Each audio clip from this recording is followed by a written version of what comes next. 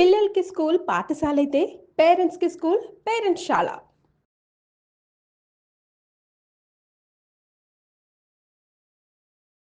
నమస్తే రమ్మగారు. నమస్తే జయ. రమ్మగారు, మనము ఇంట్లో కొన్ని వస్తువుల్ని ఖాళీగా ఉంచం.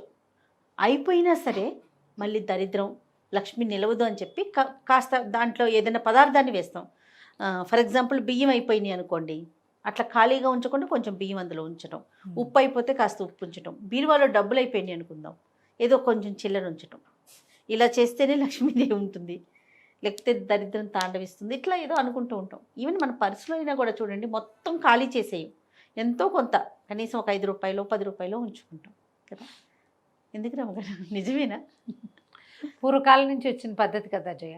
బ్యాంకులో కూడా ఆఖరి రూపాయితో సహా తీసేసామనుకో, వాళ్ళు ఏం చేస్తారు, పో నువ్వు పంపించేస్తారు. అవునా?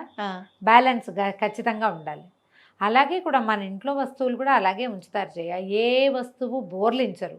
ఇప్పుడు పెద్ద వస్తువులు, బియ్యం అంటే అదే కదా మన బతుకు. బియ్యమేనా, డబ్బు అదే మన బతుకు. ఈ రెండింటిని ఎప్పుడు ఖాళీ చేయకూడదు. అయిపోయినాయి అని చెప్పకూడదు.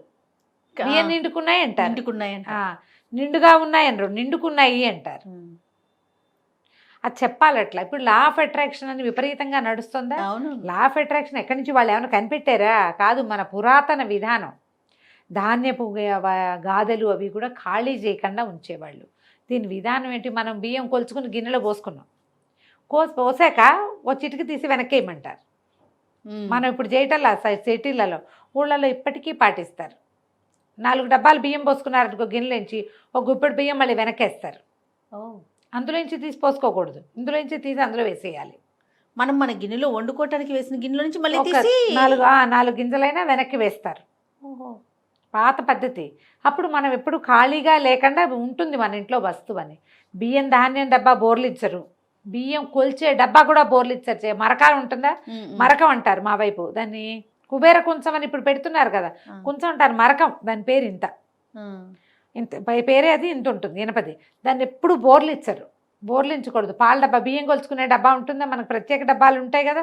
ఎవరెవరి ఇళ్లలో బియ్యం డబ్బాలు లేకుండా మీరు మంచినీళ్ళ గ్లాసులతో కొలుస్తున్నారో, మీరు ఈసారి షాపింగ్ చేసినప్పుడు, రేపు దీపావళికి కొత్త వస్తువులు కొనుక్కుంటాం కదా, బియ్యం కొలుచుకోవడానికే ఒక గ్లాసు కొని దాన్ని అందులోనే పెట్టండి. అన్నిటికీ వాడద్దు. బియ్యం డబ్బా డబ్బాగానే ఉండాలి. ఆ డబ్బా పర్వాలేదు, ఏదైనా సరే దానికే. ఇంకా దానికి కొలత ఉండే వస్తువులు ఎట్లా ఉంటాయి జయ? కొలిచే వస్తువులు అడుగును సన్నగా పైకి మూతి వెడల్పుగా ఉండవు, సమానంగా ఉంటాయి. కొలత కరెక్ట్గా వస్తుంది. మనం ఒక ఇంత గ్లాస్ అనుకుంటామా, అంత గ్లాస్ బియ్యం రావు మనకి. అడుగును సన్నగా ఉంటుంది కదా, అలా ఉండకూడదు, ఇట్లా ఉండాలి గొట్టంలాగా. అది సోల అంటారు. సోల గుర్తొచ్చింది నాకు. దీన్ని ఇంత ఉంటుంది కదా, ఇంత ఉండేదాన్ని డబ్బా సోల అంటారు. సోల తర్వాత ఏమో దాన్ని కొంచెం మరకం, మా వాళ్ళు అలాగే వాడతారు. అంతకంటే ఇంకో పేరు నాకు కూడా గబుకుని స్ట్రైక్ అవటం తెలుసు అనుకుంటా, నాకు గుర్తు రావటం లేదు. అయితే వీటిని ఎప్పుడు బోర్లు ఇచ్చకూడదు.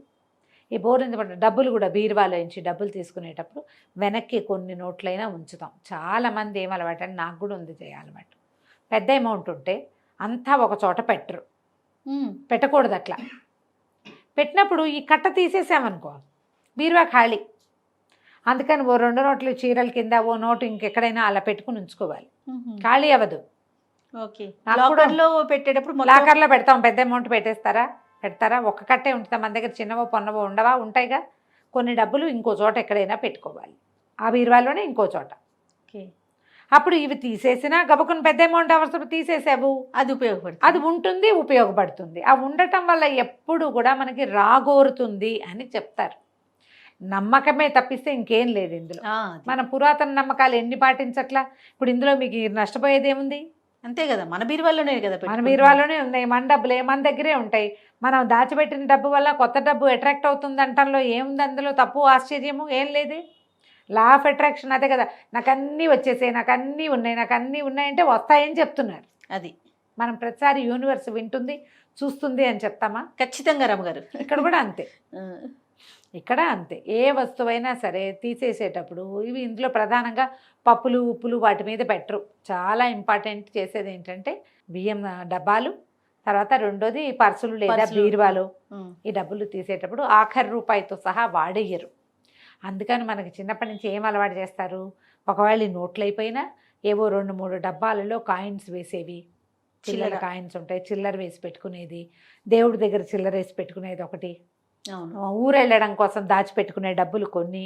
ఇలా దాచిపెట్టడం వల్ల ఏమవుతుందంటే సమయానుకూలంగా మనకు డబ్బులు వస్తాయి. ఇదంతా ప్లానింగే, ఎకనామికల్ ప్లానింగ్లో భాగమే తప్పిస్తే ఇంకేం లేదు. ఉమ్.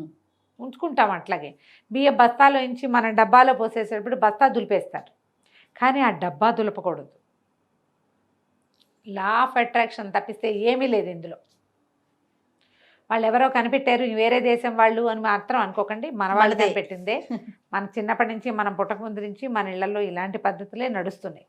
అది ఇంచుమించు అన్ని ప్రాంతాల్లో ఉంటాయి జయ. పసుపు కుంకుమ అలాంటివి ఏవైనా అయిపోయాయి అని చెప్పరు, అవును, నిండుకున్నాయి అంటాం కదా. నిండుకున్నాయని చెప్తారు.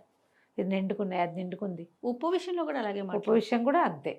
ఉమ్. పోర్లిపోతే పడిపోతున్నాయి అనకూడదు, ఉమ్. అరేరే అనకూడదు. అరేరే అంటే పాలు పొంగిన వెళ్తాం, పాలు పొంగితే స్త్రీలు పొంగుతాయి మన ఇంట్లో, అందుకని రోజు పొంగ పెట్టుకోలేం కదా. అదే కదా.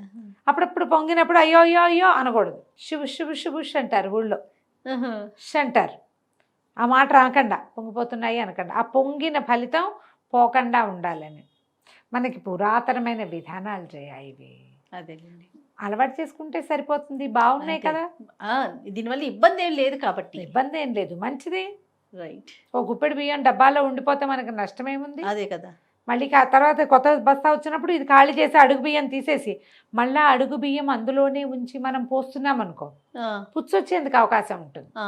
వస్తువు చూసుకుని అప్పుడు ఈ అడుగు బియ్యం తీర్చేసి ఒకసారి శుభ్రంగా తుడిచి పడేసుకోవాలి, మళ్ళీ కొత్త బస్తా వేసేసుకోవాలి.